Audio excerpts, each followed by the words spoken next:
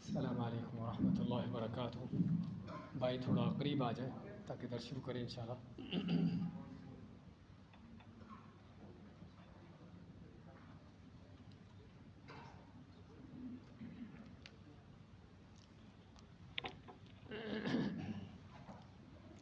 الحمدللہ رب العالمین والصلاة والسلام علی رسولہ الکریم وعلی آلہ وصحبہ ومن سار علی نہجہ الی یوم الدین وسلم تسلیما کثیرا، اما بعد۔ ہم نے سابقہ مجلس میں سورۃ القاریہ کی تفسیر لی تھی کہ جس میں اللہ تعالیٰ نے قیامت کے کچھ مناظر بیان کیے تھے کہ اس دن لوگوں کا حال کیا ہوگا اور باقی کائنات کس انداز سے قیامت کے دن درم برم ہوگی، اور اسی طرح اس دن لوگوں کے حساب کتاب، ان کے اعمال کو جاننے کے لیے ترازو لگنا، اور ترازو لگنے کے بعد کسی کے ترازو بھاری ہونا، کسی کے ہلکے ہونا، اور اسی پر ان کا پھر نتیجہ کہ کوئی جنت کو جا رہا ہے اور کوئی جہنم کو جا رہا ہے۔ تو حقیقت میں بڑا سبق آموز وہ آیات تھیں۔ اس کے بعد آج سورۃ العادیات ہے،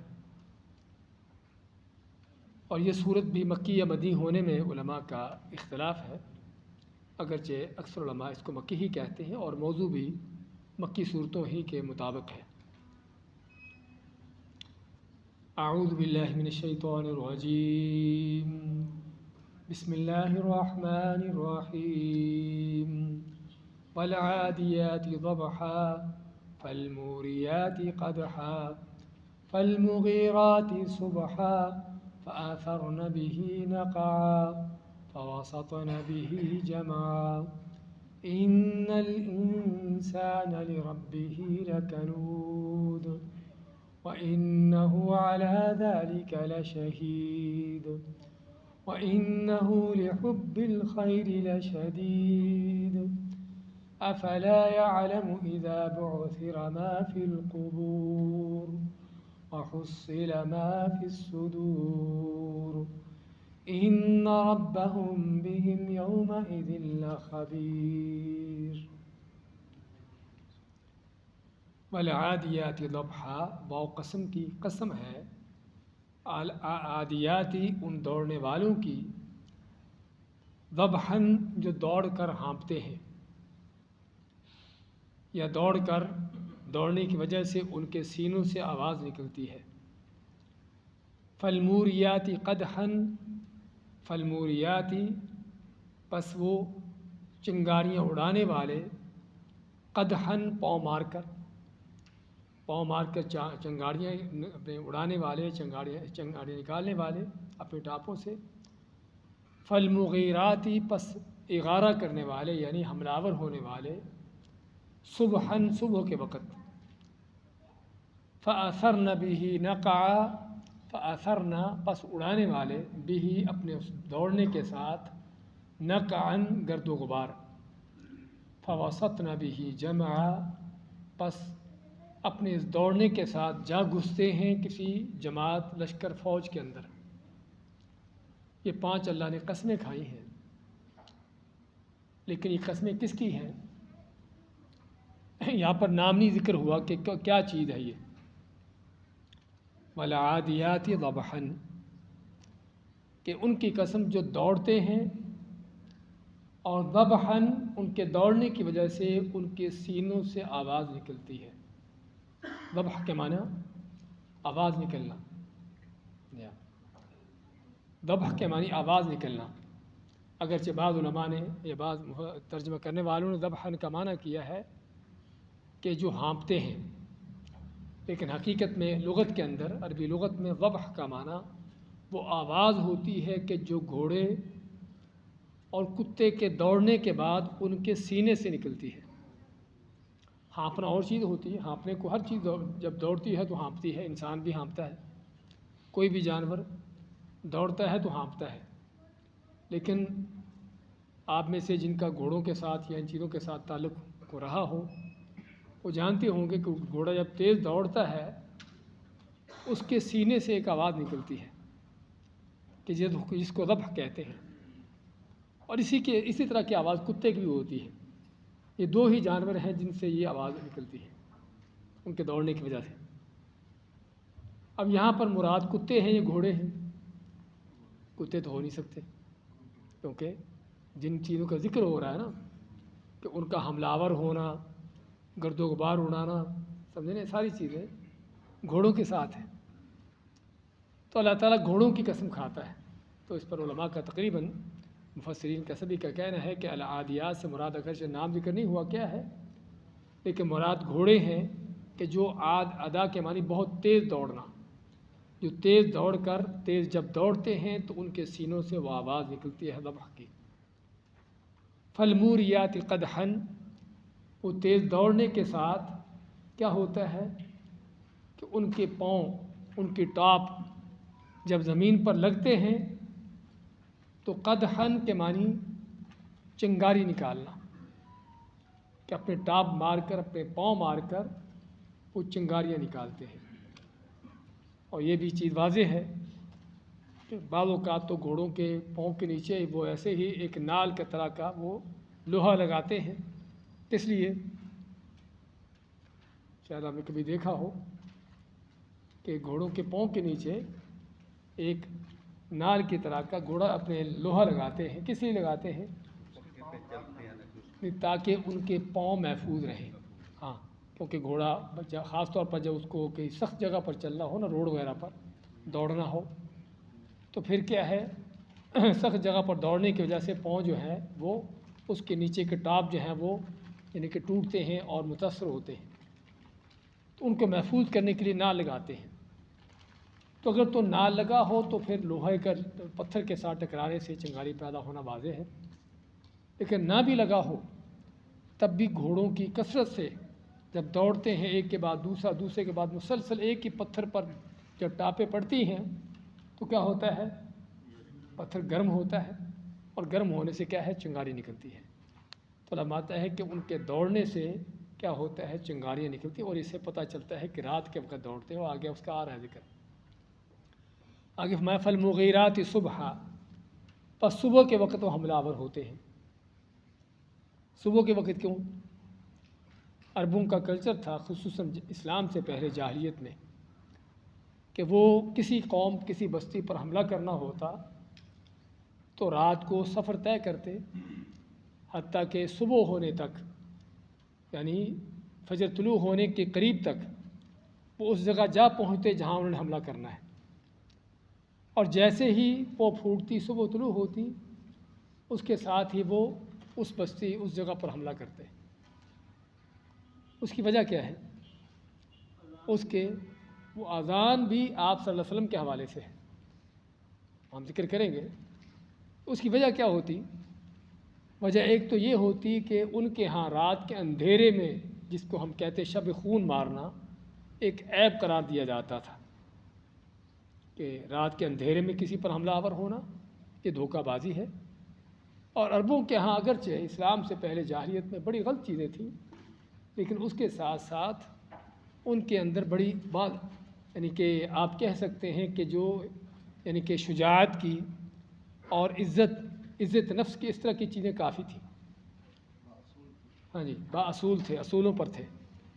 تو اس لیے کہ تاکہ ان کو تانا نہ دیا جائے کہ رات کے وقت حملہ کیا ہے، ایک تو یہ کہ بھی صبح حملہ کیا، رات نہیں کیا۔ دوسرا کیا ہے کہ صبح روشنی ہوتے ساتھ ہی ان کو ہر چیز کا پتہ چل رہا ہوتا کہ سامنے کیا ہے، لوٹ مار بھی کرنا ہے تو کیا چیز اٹھانی ہے، سمجھے نا، قتل کرنا ہے تو کون ہے سامنے، یہ بھی ایک بڑا فائدہ ہوتا۔ اور تیسرا عموماً یعنی صبح فجر کا وقت لوگوں کے سونے کا وقت ہوتا ہے، آرام کا وقت ہوتا ہے، سوائے کہ اگر کسی کو اللہ نے نماز کی توفیق دیتی ہے تو اٹھتا ہے۔ تو یہ عربوں کا کلچر تھا کہ حملہ آور ہوتے ہوئے صبح کے وقت حملہ کرنا، اور نبی کریم صلی اللہ علیہ وسلم کی بھی، آپ بھی اسی چیز پر چلتے رہے۔ آپ نے کافروں پر کوئی حملہ کرنا ہوتا کسی بستی علاقے پر، آپ سفر طے کرتے حتیٰ کہ وہاں تک قریب تک پہنچ جاتے، لیکن آپ کی سنت کچھ اور تھی۔ آپ وہاں پر پہنچ کر دیکھتے کہ اگر تو اس علاقے سے آذان کی آواز آ گئی تو پھر حملہ نہیں کرتے تھے۔ کس لیے؟ پتہ چلتا کہ یہاں کو مسلمان بھی ہیں، اگرچہ علاقہ کافروں کا ہے، لیکن آذان کی آواز آنے کا معنی کہ یہاں کو مسلمان بھی رہتا ہے، تو پھر آپ حملہ نہ کرتے، اور بلکہ اسی چیز کی تلقین بعد میں آپ صلی اللہ علیہ وسلم کے قائدین کو کی جاتی کہ اگر آذان کی آواز آتی ہے تو اس کا معنی ہے کہ وہاں کو مسلمان ہیں۔ اور یہ بھی آذان کی برکتوں میں سے ایک بڑی برکت ہے کہ جس وجہ سے انسان کا خون اس کے علاقے محفوظ ہوتے ہیں۔ تو چنانچہ صبح کے وقت ان کا حملہ آور ہونا، فَأَثَرْنَ بِهِ نَقْعًا، ان گھوڑوں کے دوڑنے کے ساتھ کیا ہوتا ہے؟ گرد و غبار اڑتا ہے۔ یعنی اللہ تعالیٰ اس گرد و غبار کی بھی قسم کھاتا ہے۔ اصل میں ساری قسمیں ہیں، پانچوں قسمیں ہیں، تو اللہ نے اس گرد و غبار کی بھی قسم کھائی، کیونکہ یہ گرد و غبار اگر تو اللہ کی راہ میں ہے، جہاد کے لیے ہے، تو اس گرد و غبار کی بڑی فضیلت ہے۔ کیا فضیلت ہے؟ فضیلت یہ ہے کہ آپ صلی اللہ علیہ وسلم کا فرمان ہے کہ وہ قدم جو چلتے ہوئے اللہ کی راہ میں چلتے ہوئے گرد و غبار گرد آلود ہو گیا، جہنم سے محفوظ ہو گیا۔ اس لیے نبی کریم صلی اللہ علیہ وسلم کے فوت ہونے کے بعد آپ نے زندگی کا آخری کام جو کیا تھا وہ کیا تھا؟ لشکر اسامہ کی تیاری۔ تو اسامہ بن زید ایک نوعمر صحابی تھے، ان کی قیادت میں آپ نے روم پر حملہ کرنے کے لیے، روم اس وقت کو سپر پاور تھی، اس پر حملہ کرنے کے لیے آپ نے حضرت اسامہ بن زید کو ان کی قیادت میں ایک لشکر تیار کیا۔ لیکن لشکر تیار ہو ہی رہا تھا تو آپ صلی اللہ علیہ وسلم بیمار ہو گئے، اور بیماری بھی اس طرح کی تھی کہ صحابہ کرام محسوس کر رہے تھے کہ آپ کی آخری بیماری ہے۔ تو چنانچہ اسامہ بن زید ٹھہر گئے کہ دیکھیں اللہ کے نبی صلی اللہ علیہ وسلم کا معاملہ کیا ہوتا ہے۔ حتیٰ کہ جب آپ فوت ہو گئے تو ابو بکر صدیق نے آپ کے فوت ہونے کے بعد سب سے پہلے یہ کام کیا کہ اس لشکر کو روانہ کیا روم کی فتح کے لیے۔ حالانکہ اس وقت مدینہ کے حالات بڑے ہی خطرناک تھے، چاروں طرف لوگ اسلام کے خلاف اٹھ رہے تھے، مرتد ہو رہے تھے، طرح طرح کے دین کے دشمن جو تھے، جن کی دشمنی ابھی تک دبی ہوئی تھی، وہ کھل رہی تھی، سامنے آ رہی تھی۔ تو بہت سے صحابہ، حتیٰ کہ عمر فاروق جیسے صحابہ نے مشورہ دیا کہ لشکر کو نہ بھیجو بلکہ مدینہ کے دفاع کے لیے روکو۔ تو وہ صدیق فرماتے ہیں کہ ابو بکر کے لیے ممکن نہیں کہ اس لشکر کو روک دے جسے اللہ کے نبی صلی اللہ علیہ وسلم نے روانہ کیا ہے۔ چاہے مدینہ میں کہتے آ کر ہمارے یعنی کہ ٹانگوں کو جانور نوچیں، دشمن ہم پر ٹوٹ پڑے، تب بھی یہ لشکر رکنے والا نہیں جس کو اللہ کے نبی صلی اللہ علیہ وسلم نے روانہ کر دیا ہے۔ یہ تھی صحابہ اکرام کی آپ سے محبت اور عقیدت کا انداز۔ تو اس لشکر کے بارے میں آتا ہے کہ جب روانہ کرتے ہیں ابو بکر صدیق تو اسامہ گھوڑے پر سوار ہیں، 17 سال کا یہ نوجوان، اور 60 سال کے ابو بکر، 60 سال کے اوپر ان کی عمر تھی، مسلمانوں کے خلیفہ پیدل چل رہے ہیں۔ تو اسامہ فرماتے ہیں کہ یا تو آپ بھی سوار ہو جائیں یا پھر میں بھی اترتا ہوں۔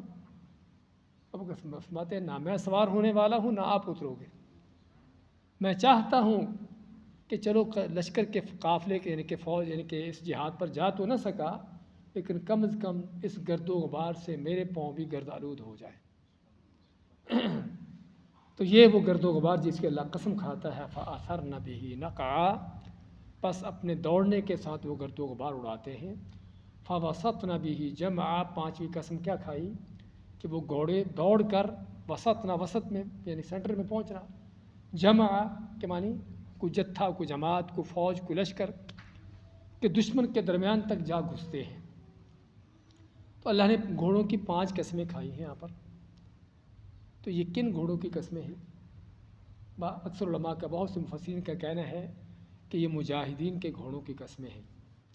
اللہ کے ہاں جہاد کا عمل اتنا عظیم عمل ہے کہ جہاد کرنے والے کا تو کیا اجر ہے، اس کی کیا فضیلت ہے، کیا مقام ہے، حتیٰ کہ یہ بے عقل گھوڑے ہیں نا، عقل مند تو نہیں ہے، جن کا ارادہ بھی کوئی نہیں، تو بے عقل گھوڑے جو اس جہاد کے لیے استعمال ہو رہے ہیں اللہ ان کی بھی قسمیں کھاتا ہے، اور کوئی شک نہیں۔ یہ قول جو ہے بہت سے مفسرین کا ہے، اور اس کی تائید ہوتی ہے احادیث سے کہ اللہ کی راہ میں پالا ہوا گھوڑا جو ہے، اس گھوڑے کا چلنا پھرنا، اٹھنا بیٹھنا، اس کا چارہ چرنا، حتیٰ کہ اس کا گوبر پیشاب بھی کیا ہے، اس کے پالنے والے کے نیکی کے اعمال میں لکھا جا رہا ہے، اس کے میزان میں ڈالا جا رہا ہے۔ حالانکہ گھوڑا اپنی مرضی سے چل پھر رہا ہے، چرتا ہے، کھاتا ہے، پیتا ہے، کچھ کرتا ہے، اور اس کو گھوڑے کی مالکی کو اس میں کوئی اختیار نہیں، گھوڑا اپنے طور پر کر رہا ہے۔ لیکن چونکہ اس گھوڑے کو اللہ کی راہ کے لیے، جہاد کے لیے پالا گیا ہے، پرورش کی گئی ہے، اس لیے اللہ کے ہاں یہ عظیم اتنا عمل عظیم ہے کہ اس گھوڑے کی حرکتیں بھی اللہ کے ہاں وہ سارے پالنے والے کی نیکیوں میں لکھی جا رہی ہیں۔ تو یہ ہے اس جہاد کا عظیم ترین عمل۔ اگرچہ بعض علماء کا اور بھی کہنا ہے کہ آگے جو آیات آ رہی ہیں، تو کہ اللہ تعالیٰ نے 5 قسمیں کس لیے کھائیں؟ جواب قسم کیا ہے؟ ہم نے ذکر کیا تھا پہلے بھی سورۃ العصر میں، والعصر ان الانسان لفی خسر، کہ اللہ تعالیٰ قسم کھاتا ہے، ایک قسم ہوتی ہے اور آگے جواب قسم ہوتا ہے، اور قسم کھانے کا مقصد کسی چیز کی حقیقت کو واضح کرنا ہوتا ہے۔ تو یہاں بھی کیا حقیقت واضح کی گئی ہے 5 قسمیں کھا کے؟ ان الانسان لربہ لکنود، کہ بے شک انسان اپنے رب کا لام تاکید کے لیے ہے، اور کنود کے معنی بہت ناشکرا، کہ انسان اپنے رب کا بڑا ہی ناشکرا ہے۔ ایک یہ حقیقت بیان کی، اور دوسری کہ انہ لحب الخیر لشدید، 2 حقیقتیں بیان کی۔ ایک تو انسان کا بہت ناشکرا ہونا، اور دوسرا اس کے دل میں مال کی شدید محبت ہونا۔ یہ 5 قسمیں اس لیے کھائی گئی ہیں۔ اب قسموں کی ان سے تعلق کیا ہے؟ یہاں پر آ کر پھر علماء کا، مفسرین کا، ان کی رائے مختلف ہوتی ہے کہ گھوڑوں کی قسمیں کون سے گھوڑے ہیں، کیا جہاد کے گھوڑے ہیں، یا عام جو عربوں کے ہاں وہ لوٹ مار کے لیے اسلام سے پہلے جاہلیت کے وہ گھوڑے ہیں، یا مراد گھوڑوں کی قسم کھانے کا یہ ہے کہ گھوڑے کی وفاداری کا بیان ہے، کہ گھوڑا کس قدر وفادار ہے اپنے مالک کا، کتنے خطرناک رات کے اندھیرے میں اٹھ کے دوڑ پڑنا مالک کے کہنے پر، اور دشمنوں کے درمیان جا گھسنا، جہاں پر آگے نیزے تیر اس کے سینے میں گھس رہے ہوتے ہیں، لیکن مالک کے دوڑانے پر اور مالک کے چلانے پر اس انداز سے وہ دشمن کے درمیان بھی جا گھستا ہے۔ تو یہ بے عقل گھوڑا اب صرف اس اپنے مالک کون ہے اس کا، کہ جس نے صرف اس کو چارہ کھلایا ہوگا، اس کو خریدا ہوگا، سمجھے نا، یعنی اس کا مجازی مالک، حقیقی مالک نہیں ہے، حقیقی مالک تو اس کا بھی اللہ ہے۔ لیکن گھوڑا، اور اسی طرح کتوں کے حوالے سے بھی، جانوروں کے حوالے سے دیکھا جاتا ہے کہ معمولی سا ان کو چارہ کھانا دے دو اور کس انداز سے دیکھو کہ آپ کے ساتھ ہو جاتے ہیں، اپنے مالک کا کس طرح دفاع کرتے ہیں، اپنے مالک کے حکم پر کس انداز سے مر مٹتے ہیں، یہ بے عقل جانور۔ تو علماء کا یہ کہنا ہے کہ عموماً گھوڑوں کی قسم ہے کہ گھوڑا کس قدر اپنے مالک کے وفادار ہوتا ہے، حتیٰ کہ اپنے مالک کی وفاداری میں اس کے حکم کو اپناتے ہوئے اس طرح کے خطرناک کاموں کے لیے بھی اپنے آپ کو لے نکلتا ہے۔ تو اے انسان، تو اپنے رب کا ناشکرا ہے، اپنے حقیقی مالک کا ناشکرا ہے، کہ جس نے تیرے اوپر طرح طرح کی نعمتیں کی ہیں۔ ان الانسان، بے شک سب، اور الانسان اگرچہ ال جو لگا ہے یہ اسی طرح کا ہے جو سورۃ العصر میں ہے، ان الانسان لفی خسر، ال جو لگا ہے تمام انسان، لیکن یہاں پر تمام انسان نہیں کہیں گے، کیونکہ کوئی اللہ کے شکر گزار بھی اور کچھ ناشکرے ہیں۔ تو یہاں پر ان کی بات ہو رہی ہے کہ جو ناشکرے ہیں، اور سب سے بڑا ناشکرا کون ہے؟ وہ کافر ہے۔ سب سے بڑا ناشکرا کافر مشرک ہے، کہ جس نے اللہ کی ان تمام نعمتوں کو اس انداز سے ٹھکرایا کہ ان کو جانا ہی نہیں کہ میرا کوئی رب ہے، اس رب کا میرے اوپر کوئی حق ہے، اس رب کا اعتراف ہی نہیں کیا، اس کو مانا ہی نہیں، اگر مان بھی لیا ہے تو اس کے ساتھ اوروں کو شریک کر دیا ہے۔ تو سب سے بڑا بھائیو ناشکری کفر جو ہے، وہ ناشکری کفر ہے، کفر سے بڑھ کر کوئی ناشکری نہیں ہے۔ تو اس لیے یہاں پر یہ لوگ مراد ہیں کہ جو یہ انسان، یہ لوگ اپنے رب کے بڑے ہی ناشکرے ہیں۔ اور وَإِنَّهُ عَلَى ذَلِكَ لَشَهِيدٌ، اور یہ بے شک اپنی ناشکری پر گواہ بھی ہے۔ تو ناشکری انسان کیسے کیسے کرتا ہے، ناشکری کے انداز کیا ہے؟ ناشکری کبھی زبان سے ہوتی ہے کہ ایسے کوئی لفظ بول دیے کہ جس سے اللہ کی نعمت کا انکار، اس کو جھٹلانا، اس کو ٹھکرانا۔ کبھی یہ نعمت زبان سے اس طرح سے ہوتی ہے کہ اللہ کی نعمت کو دوسروں کی طرف منسوب کر دینا، جو ناشکری کا سب سے بڑا ایک شکل ہے اس کی۔ اور ہمارے یہاں ہوتا ہے ایسا، اولاد اللہ نے دی ہے، نام پیر بخش رکھ دیا ہے نا؟ پیر بخش کے معنی کہ پیر صاحب کا بخشا ہوا، اس کا دیا ہوا ہے، بلکہ پیرا دیتا سیدھا سیدھا۔ ہاں جی، بخش بخش چھوڑیے، سمجھے نا؟ اس سے بڑھ کر اور ناشکری کیا ہے؟ تو اللہ کی نعمت کو اوروں کی طرف منسوب کر دینا، اس سے بڑھ کر کوئی ناشکری نہیں، اور یہی سب سے بڑا شرک ہے۔ بلکہ اسی طرح زبان کے علاوہ دل سے ناشکری، بعض اوقات آدمی زبان سے تو کہتا ہے کہ اللہ کی بڑی نعمتیں ہیں، لیکن دل میں ہوس کہ نہیں، وہ جو مجھے ملنا چاہیے تھا نہیں ملا، میں جس چیز کا حقدار تھا وہ مجھے حق نہیں ملا، مجھے اور چاہیے، میرا حق اور اس سے بڑھ کر ہے۔ حالانکہ انسان حقیقت میں کسی چیز کا حقدار نہیں ہے، انسان حقیقت میں کسی چیز کا حقدار نہیں ہے۔ اللہ نے جو کچھ اس کو دیا ہے صرف اپنے فضل سے دیا ہے، نہ دیتا تو انسان کا کسی چیز کا مطالبے کا کوئی حق نہیں۔ لیکن یہ انسان کی بے وقوفی، اس کی جہالت ہوتی ہے کہ میں اس چیز کا حقدار ہوں، مجھے یہ نعمت جو ملی ہے اس لیے ملی ہے کیونکہ میں اس کا اہل تھا، میں اس قابل تھا۔ اور بعض اوقات اللہ کی نعمتوں کو منسوب کرنا اوروں کی طرف، اور بعض اوقات اپنی طرف۔ قارون کی طرح، قارون کے پاس بڑے خزانے، بڑا مال، لوگوں نے جب کہا کہ اللہ نے تجھے بڑا مال دیا ہے، اس میں اللہ کا حق جان، اللہ کے حق میں، اللہ کی راہ میں خرچ کر، تو کیا کہنے لگا؟ اللہ کا اس سے کیا تعلق؟ انما اوتیتہ علی علم عندی، یہ مال تو میں نے اپنی ذہانت سے کمایا ہے، اپنے ہنر سے کمایا ہے، یہ تو میری قوت بازو سے ہے۔ آج بھی اس طرح کے قارون موجود ہیں کہ میری ذہانت، میں بڑا ذہین ہوں، بڑا چالاک ہے اپنی ذہانتوں سے، اور یہ ساری بے وقوفیاں ہیں۔ ہم نے بڑے بڑے ذہینوں کو دیکھا، آپ نے بھی دیکھا ہوگا، 6 ایم اے پی ایچ ڈی کی ڈگریاں دے کے پھرتے ہیں، لیکن بیچاروں کو کام نہیں ملتا، ٹھوکریں کھاتے پھرتے ہیں۔ ایک وقت کا کھانا کمانے کے لیے بھی ان کے پاس کچھ نہیں ہوتا، بڑی ذہانت، بڑے چالاک، بڑے شاطر، لیکن کوئی روزی کا کوئی ذریعہ نہیں۔ اور اس کے مد مقابل آپ دیکھو کہ بڑے بے وقوف قسم کے بیچارے ذہنی طور پہ معاف ہوتے ہیں، پاگل قسم کے ہوتے ہیں، اور مال اتنا جتنا ان کو کوئی حساب و کتاب ہی نہیں ہوتا، سمجھے نا؟ تو اس سے انسان کی چالاکیوں کو کوئی تعلق نہیں، یہ بیوقوفی ہوتی ہے، آدمی سمجھے کہ یہ میری اپنی ذہانتوں سے ہے، میری قوت بازو سے ہے۔ بڑے بڑے طاقتور آپ دیکھتے پھرتے ہوئے، کوئی کام ملتا ہی نہیں کرنے کو، وہ طاقتوں سے کیا پہاڑ توڑیں گے، کیا کریں گے طاقتوں کو؟ اس لیے یہ محض اللہ کا فضل ہے انسان پر، جو بھی کچھ اس کو ملتا ہے، لیکن انسان ہے کہ ناشکرا، دل سے ناشکری، زبان سے ناشکری، عمل سے ناشکری، اکثر و بیشتر ناشکریاں عمل سے ہوتی ہیں۔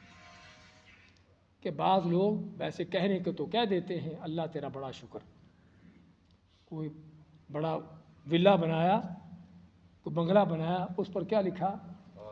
ھذا من فضل ربی، لیکن ھذا من فضل ربی کے اندر ہو کیا رہا ہے؟ ہاں، ناچ گانے، بےہودگیاں، نافرمانی اللہ تعالیٰ کی۔ ہاں، یہ ہے اللہ کی ناشکری کا سب سے بڑا انداز،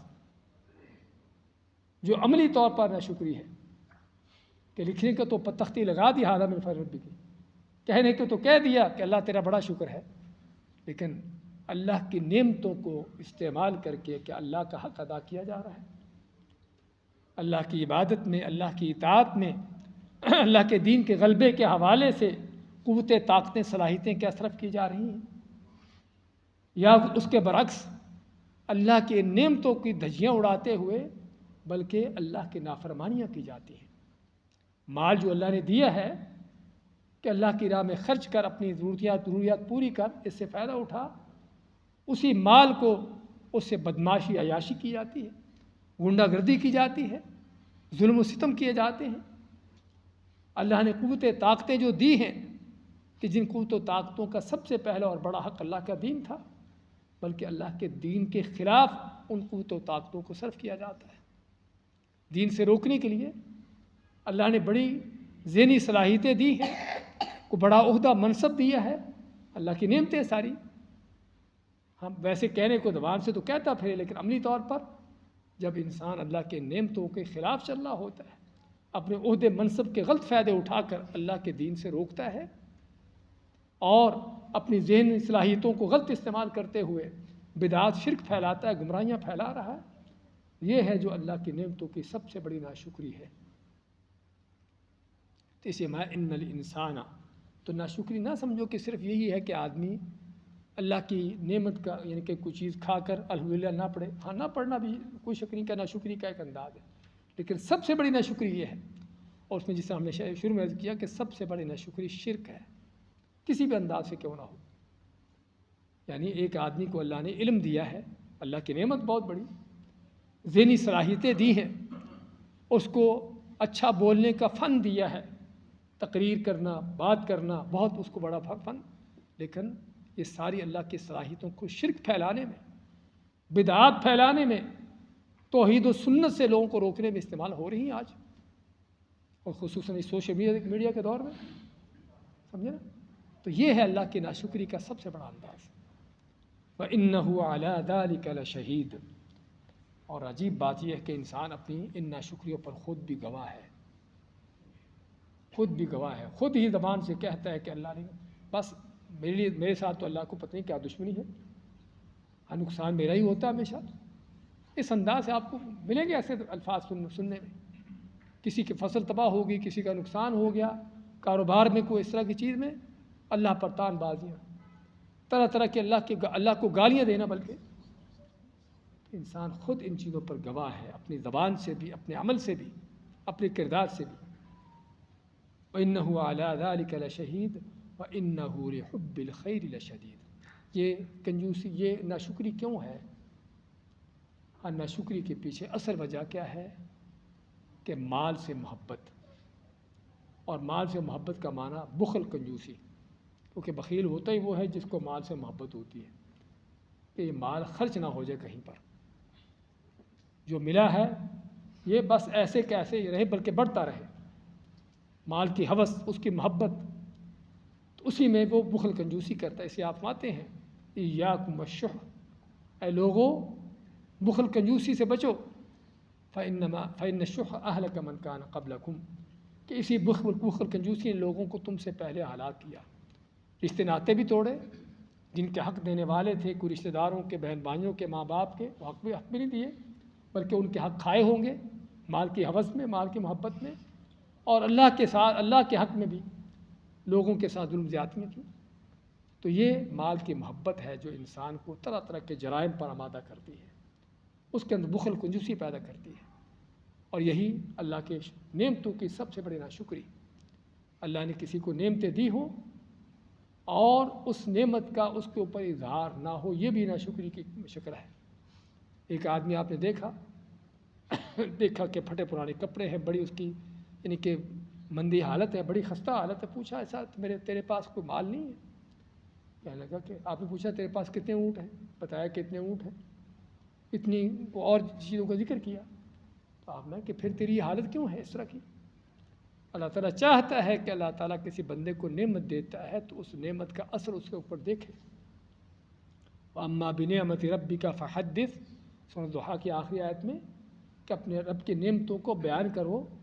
ہاں، یہ نہیں کہ اس میں فخر کرنا ہے، وہ تو منع ہے، لیکن بیان کرنے کا معنی اللہ کی نعمتوں کا اعتراف کرنا زبان سے بھی، کہ اللہ کا بڑا فضل ہے، اللہ کی بڑی نعمت ہے، اللہ کا بڑا احسان ہے، دل سے بھی اس کا اعتراف کرنا، ماننا کہ واقعی میرے اوپر اللہ کا بڑا انعام ہے، اور ظاہراً بھی ان نعمتوں کا ایک معقول انداز سے اس کا اظہار ہونا، نمود و نمائش کے لیے نہیں، نہ فخر تکبر کے لیے، لیکن دیکھنے والے کو پتہ چلے کہ یہ کوئی فقیر آدمی نہیں ہے کہ اس کو صدقہ دیتا پھرے، سمجھے نا؟ ہاں، یہ بھی چیز اللہ تعالیٰ کو ناپسند ہے۔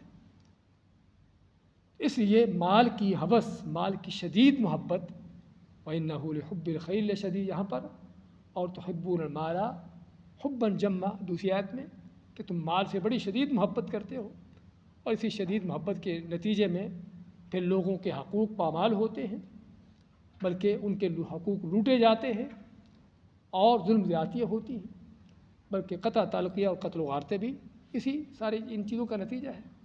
تو یہ ہے کہ جو اس کے رب کی ناشکری کا انداز ہے۔ اس کے بعد اللہ تعالیٰ اس انسان کو سمجھاتا ہے، اس کو سبق دیتا ہے۔ افلا یعلم اذا بعثر ما فی القبور، افلا یعلم، کیا پس یہ انسان جانتا نہیں، اذا جب بعثر کے معنی اٹھا لیا جانا، نکال لیا جانا، ما فی القبور جو کچھ قبروں میں ہے۔ کیا یہ انسان سمجھتا ہے کہ ہمیشہ دنیا میں آیا ہے، ہمیشہ یہ مال اس کے ساتھ چلتے رہیں گے؟ ان مالہ اخلدا، جو ہم نے پڑھا تھا پہلے کہ مال اس کے ساتھ ہمیشہ رہے گا، اس کو ہمیشہ رکھے گا؟ نہیں، بلکہ اس نے بھی جانا ہے مال بھی ختم ہوگا، اور اس نے جا کر قبر میں ہمیشہ نہیں رہنا، بلکہ قبر سے اٹھنا ہے۔ اور اٹھنے کے اندر کیا ہے؟ ہاں، اٹھنے کے بعد آگے حساب کتاب ہے، آگے میزان ہے، جن کا سابقہ درس میں پڑھ رہے تھے، آگے حساب کتاب ہے، آگے جنت جہنم جزا سزا ہے، صرف اٹھنے کی بات نہیں ہے۔ اس لیے قرآن کی بلاغت ہے کہ قرآن بعض اوقات صرف کسی چیز کا اشارہ کر دیتا ہے، لیکن اس اشارے کے اندر ہی سارا کچھ ہوتا ہے۔ افلا یعلم اذا بعثر ما فی القبور، کیا یہ اب انسان جانتا نہیں کہ جب قبروں سے جو کچھ ہے وہ اٹھا لیا جائے گا؟ اور قبروں سے کیا اٹھے گا؟ ہاں، قبروں میں کون ہے؟ انسان ہے۔ ہاں، قبروں سے اٹھائے جانے والے انسان ہیں، کہ ان انسانوں کو، اس انسان کو، بخل کنجوسی کرنے والے کو، اللہ کی نعمتوں کی ناشکری کرنے والے کو قبر سے اٹھایا جائے گا، قبر سے نکالا جائے گا، اللہ کے سامنے پیش ہونا ہے اس کو۔ کیا اس کو وقت یاد نہیں ہے؟ تو قیامت کی یاد دہانی جگہ جگہ پر، ہر قدم پر، مالک یوم الدین ہر فاتحہ پڑھتے ہوئے، کہ تاکہ انسان کے سامنے وہ قیامت رہے۔ وحصل ما فی الصدور، صرف بات قبروں سے اٹھنے کی نہیں ہے، کہ اس دن جو کچھ سینوں میں ہے وہ بھی حاصل کر لیا جائے گا، وہ بھی نکال لیا جائے گا۔ جو انسان کے ظاہری اعمال ہیں، جو باتیں کی لوگوں نے سن لی، وہ تو ہے، وہ تو ہر کوئی آس پاس گواہیاں قائم ہو رہی ہیں۔ جو بھی آپ بات کہہ رہے ہو، فرشتے بھی نوٹ کر رہے ہیں، طرح طرح کی زمین کی ہر چیزیں، ساری فضا کے اندر مختلف چیزیں اس کو نوٹ کر رہی ہیں۔ قیامت کے دن یہ ساری گواہ ہوں گی، حتیٰ کہ زمین بھی گواہ ہوگی، جس سے ہم اگلی صورت پڑھیں گے۔ ان گواہیوں کے ساتھ ساتھ یہ تو وہ چیزیں ہیں کہ جو انسان کے ظاہری اعمال ہیں، کوئی ظاہری باتیں ہیں، کوئی ظاہری عمل ہے، دل میں کیا سوچا تھا، دل میں کیا پلاننگیں تھیں، دل کے کیا خیالات تھے، کیا تفکرات تھے، کس چیز کی ہمیشہ فکر رہتی تھی دل میں۔ ہاں، نہ مجھے پتہ ہے، نہ کسی دوسرے کو پتہ ہے، آپ کو پتہ ہے اور آپ کے رب کو پتہ ہے۔ ہاں، اللہ تعالیٰ دنیا میں ان چیزوں پر پردہ ڈالے رکھتا ہے، اللہ کے بعد اوقات انسان جب بالکل ہی وہ بے شرمی کی حد کراس کر جاتا ہے تو اس کے دل کے معاملات بھی پھر کھلنا شروع ہو جاتے ہیں، سمجھے نا؟ ورنہ تو دل کے معاملات اصل یہ ہے کہ اللہ نے ان کو پردہ میں رکھا ہوا ہے، اور یا انسان خود جانتا ہے، اللہ تعالیٰ جانتا ہے، دوسرا کوئی نہیں جانتا۔ لیکن قیامت کے دن وہ دن ہے کہ جس دن حصل ما فی الصدور، جو کچھ سینوں میں ہے وہ بھی نکال لیا جائے گا۔ تو اس آیت کا معنی تو پھر یہ ہوا کہ ہم جو سوچتے ہیں، جو ہماری فکریں ہیں، جو ہمارے خیالات ہیں، قیامت کے دن اس کا بھی حساب ہوگا۔ کیا خیال ہے؟ ہوگا یا نہیں ہوگا؟ لیکن ایک حدیث میں اللہ کے نبی صلی اللہ علیہ وسلم فرماتے ہیں کہ اللہ نے میری امت سے معاف کر دی ہے۔ کیا کیا معاف کیا ہے؟ جو غلطی سے آدمی کر لیتا ہے، جو بھول کر لیتا ہے، یا مجبوری سے اس سے کروا دیا جاتا ہے، وما حدثت به انفسها، اور جو انسان اپنے دل سے میں کوئی سوچتا ہے۔ اس حدیث میں یہ ہے، تو انسان کی اس حدیث کے مطابق تو سوچیں، خیالات معاف ہیں، لیکن حقیقت یہ ہے کہ انسان کے دل کے سوچیں، فکریں، خیالات ایک جیسے نہیں ہیں۔ کبھی کسی برائی کا، کسی غلط کام کا دل میں ارادہ، خیال آیا، نکل گیا، جھٹک دیا، بات ختم ہو گئی۔ اس کا معنی کہ اس کا اثر بھی ختم ہو گیا۔ ہاں جی، کوئی خیال آیا تھا کسی برائی کا، لیکن نکال دیا دل سے۔ ہاں بعض اوقات ویسے ہی نکال دیا، اور بعض اوقات بھی یہ برا کام ہے، اللہ نے منع کیا ہے، میں نے نہیں کرنا، اس لیے نکال دیا۔ اگر اس لیے نکالا ہے تو پھر نہ کہ صرف اس کی پکڑ نہیں بلکہ اس کی نیکی ہے۔ نبی کریم صلی اللہ علیہ وسلم کا فرمان ہے کہ اگر انسان کسی برائی کا ارادہ کرتا ہے اور پھر اس کو اللہ کی خاطر چھوڑ دیتا ہے، اللہ سے ڈر کر برائی کی نہیں، چھوڑ دی، صرف اللہ سے ڈر کے، اس کی مکمل نیکی لکھ دی جاتی ہے، سمجھے نا؟ اور بعض اوقات کسی نیکی کا ارادہ کرتا ہے لیکن ارادہ کر کے پھر نہ نیکی کی، اس کا کیا ملتا ہے؟ اس کی مکمل نیکی لکھ دی جاتی ہے۔ یہ اللہ کا فضل احسان دیکھیے کہ برائی کا ارادہ کیا، ویسے برائی چھوڑ دی، کچھ بھی نہیں لکھا گیا۔ اگر اللہ کے ڈر سے چھوڑی، برائی کے بجائے نیکی لکھی گئی، اور نیکی کا صرف ارادہ کرنے سے ہی نیکی لکھ دی گئی۔ اور اگر نیکی کر لیتا ہے تو پھر اس کو 10 گنا اجر، اور 10 سے 70 گنا اور 700 گنا، جس انداز سے اس کے دل میں اللہ کے لیے اخلاص ہے، اللہ کے لیے تقوی ڈر ہے، اسی قدر اس کا اجر بھی زیادہ ہے۔ تو خیر یہ لمبا موضوع ہے انسان کے دل کے ارادوں کے حوالے سے، لیکن یہاں پر اللہ تعالیٰ اسی موضوع کو بیان کرتا ہے، وَحُصِّلَ مَا فِي الصُّدُورِ، کہ قیامت کے دن جو کچھ سینوں میں ہے وہ بھی نکال لیا جائے گا۔ کیا غرور تھا، تکبر تھا، حسد تھا، بغض تھے، بدگمانیاں تھیں، ہاں یہ جو جرم ہے دلوں کے، اور یہاں پر بیان کرنے کی ضرورت ہے کہ انسان کے گناہ صرف کوئی ظاہری اعمال کے گناہ نہیں ہیں۔ آنکھوں سے انسان غلط چیزوں کو دیکھتا ہے، گناہ ہے، کانوں سے غلط باتیں سنتا ہے جو گناہ ہے، ہاتھ پاؤں سے غلط کام کرتا ہے، زبان سے غلط باتیں بولتا ہے، صرف یہی گناہ نہیں ہے، دلوں کے بھی کچھ گناہ ہیں، کچھ باطنی گناہ بھی ہیں جو بلکہ منکر ہیں، ان ظاہری گناہوں سے کہیں بڑھ کر ہوں، سمجھے نا؟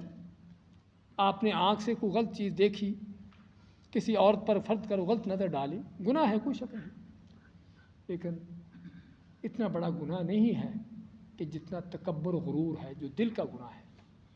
کیا خیال ہے؟ اتنا بڑا گناہ نہیں ہے جو بدگمانی کا گناہ ہے، کہ کسی اپنے مسلمان بھائی کے بارے میں بدگمانی رکھنا، اس کے لیے حسد بغض ہو دل کے اندر۔ دلوں کے گناہ وہ انسان کے ظاہری اعمال کے گناہ سے بڑھ کر ہے، اس لیے ہمیشہ دلوں کو ٹٹولنے کی ضرورت ہے۔ نبی اکرم صلی اللہ علیہ وسلم کا فرمان اس لیے ہے، الا وان فی الجسد مضغہ اذا صلحت صلح الجسد کلہ، کہ خبردار اے لوگو، جسم میں ایک ٹکڑا ہے، اگر وہ صحیح ہو جاتا ہے تو پورا جسم صحیح ہو جاتا ہے، اگر وہ خراب ہو جاتا ہے تو پورا جسم خراب ہو جاتا ہے۔ وہ کیا ہے؟ الا وہی القلب، وہ دل ہے۔ اس لیے دلوں کو ہمیشہ ان کا جائزہ لینے کی، ان کا محاسبہ کرنے کی، ان کی اصلاح کرنے کی ضرورت ہے کہ کہیں دل بگڑ نہ جائے، اور بگڑا ہوا دل کبھی جنت میں نہیں جائے گا۔ الا من اتی اللہ بقلب سلیم، جنت میں جانے والے کون ہیں؟ جو قلب سلیم لے کر آئیں گے، صاف ستھرا دل لے کر آئیں گے۔ تو اب ہم بات کر رہے تھے کہ دلوں کے گناہ بعض اوقات ظاہری گناہوں سے کہیں بڑھ کر ہوتے ہیں، اس لیے دنیا میں تو اللہ تعالیٰ بعض اوقات ان کو چھپائے رکھتا ہے، لیکن قیامت کے دن فاسقوں، فاجروں، کافروں، منافقوں کے یہ گناہ ان کے دل بھی دنیا کے سامنے پیش کر دی جائیں کہ اس کے دل میں کیا کیا خباثتیں تھیں، اس کے دل میں کیا کیا غلاظتیں تھیں، خصوصاً دین کے خلاف، دین والوں کے خلاف۔ تو اس دن یہ سارے کام واضح ہو جائیں گے۔ ان ربہم بہم یومئذ لخبیر، بے شک ان کا رب اس دن، ان ربہم، بے شک ان کا رب، بہم ان سے، یومئذ اس دن، لخبیر، لام تاکید کے لیے یقیناً ضرور، اور خبیر کا معنی پوری طرح باخبر۔ عربی میں آج بھی یہاں کی عام عربی کے اندر بھی خبیر کا لفظ استعمال ہوتا ہے۔ خبیر کس کہتے ہیں؟ خبیر کس کو کہتے ہیں؟ کہ جو بڑا ایکسپرٹ ہو، بڑا ماہر ہو نا کسی فن میں، کسی بھی اپنی لائن میں، اور خصوصاً جو ٹیکنیکل کام ہے، اس طرح کی چیزیں ہیں، تو کہا جاتا ہے خبیر۔ تو اللہ، ظاہر بات یہ تو لوگوں کا خبیر ہونا، بیچاروں کا، اصل تو خبیر اللہ کی ذات ہے، کہ جس کا خبر کیا ہے، کہ گہرائیوں تک خبر، دل کی سوچ فکر ابھی آئی بھی نہیں ہوتی، اس کو پہلے ہی خبر ہوتی ہے کہ اس نے کیا سوچنا ہے، کرنا تو بعد کی بات ہے، یہ اس کی خبر۔ تو جس کی نظر، جس کی خبریں پوری گہرائی کے ساتھ ہیں، میں اور آپ تو کسی بات کو اوپر سے سن لیتے ہیں نا، کسی چیز کو اوپر سے دیکھ لیتے ہیں، کہ پتہ نہیں یہ ہوگا، اس لیے منافقین اس طرح کے لوگ دھوکہ دے جاتے ہیں بھی ہم بھی مسلمان ہیں، ہم بھی ایسے ہیں، لیکن اللہ کو پتہ ہے کہ یہ کون ہے۔ تو اللہ تعالیٰ کے خبیر ہونے کی یہ صفت جو ہے انسان کے لیے بہت بڑی تنبیہ ہے، بہت بڑی وارننگ ہے کہ تیرا تعلق، تیرا معاملہ اس ذات کے ساتھ ہے کہ جس کے معاملات بڑی گہرائی کے ہیں، اور جو تو بڑی بڑی گہرائی سے دیکھ رہا ہے، بڑی گہرائی سے جانتا ہے، تو جہاں پر دھوکے بازی نہیں چلتی۔ تو اللہ ماتے ہیں کہ ان کا رب اس دن ان سے پوری طرح باخبر ہوگا۔ اس دن کیوں کہا؟ آج کیوں نہیں؟ وہ تو آج بھی ہے اور ہر وقت تھا اور ہر وقت ہے۔ ہاں اس دن اس لیے کہا کیونکہ وہاں پر حساب کتاب کا دن وہ ہے۔ قاضی اور جج کو جب پتہ ہو کہ میرے سامنے کھڑے ہوئے یہ دو مدعی اور مدعا علیہ جو ہے، ان دونوں کے معاملات کیا ہیں، کون سچا ہے کون جھوٹا ہے، اس کو پوری طرح خبر ہوگی، تو کیا ہوگا؟ ہاں فیصلہ آسان ہوگا اور صحیح ہوگا۔ لیکن جب اس کو پتہ نہیں کون سچا کون جھوٹا ہے، کوئی چرب زبان ہوگا جھوٹا لیکن چرب زبانی کے اپنے آپ کو سچا بنا لے۔ لیکن ایسا خود فرماتے ہیں کہ تم لوگ میرے پاس جھگڑے لے کے آتے ہو اور تمہاری باتیں میں جس طرح سنتا ہوں اس طرح سے فیصلہ کر دیتا ہوں۔ ممکن ہے تم میں سے کوئی زیادہ چرب زبان ہو، زیادہ اپنی بات کو اچھے انداز سے بیان کرنے کا فن جانتا ہو، تو میں تو جس طرح سنتا ہوں اس طرح فیصلہ کر دیتا ہوں۔ تو اگر کسی کے حق میں نے فیصلہ کر دیا جو اس کا حق نہیں ہے، تو اس پہ جہنم کی آگ کا فیصلہ کر رہا ہوں۔ اس میں کیا معلوم ہوا کہ نبی کریم صلی اللہ علیہ وسلم کو لوگوں کے حالات کا پتہ نہیں تھا، کون سچا کون جھوٹا، سامنے کھڑے ہوتے تب بھی پتہ نہیں تھا کہ اس میں سے کون سچا کون جھوٹا ہے۔ آپ ان کی باتیں ہی سن کر فیصلے کر رہے ہیں، باتوں سے اخذ کر کے کہ کون صحیح ہوگا کون غلط ہوگا۔ تو یہاں پر بھی ہم تو اللہ تعالیٰ کا فرمانا کہ اس دن، ویسے تو اللہ تعالیٰ ہر وقت لوگوں سے پوری طرح باخبر ہے، لیکن اس دن اس لیے کیونکہ وہ فیصلے کا دن ہے، وہ یوم الدین ہے، بدلے کا دن ہے، فیصلوں کا دن ہے، تو اس لیے اس دن تاکہ پتہ ہو کہ کس کے حق میں فیصلہ کرنا ہے کس کے خلاف کرنا ہے۔ تو یہ سورۃ العادیات کہ جس میں کیا سبق ملا کہ انسان کی ناشکری کا بیان ہوا، اور ناشکری کی وجہ اس کا بخل، اس کی کنجوسی، اس کی مال سے محبت، اور پھر اللہ نے انسان کو تنبیہ کی کہ تو اس دن کی فکر کر کے جو جس دن تجھے قبر سے نکل کر اللہ کے سامنے پیش ہونا ہے، اور اللہ کے سامنے اور تمہارے ظاہری اعمال تو وہ اقوال تو ہیں ہی ہیں، حتیٰ کہ دل کے اعمال کا بھی محاسبہ کر لیا جائے گا، تو اس دن کی فکر کر۔ تو یہ ہے سورۃ العادیات کا سب سے بڑا سبق۔ بارک اللہ فیکم و جزاکم اللہ خیر۔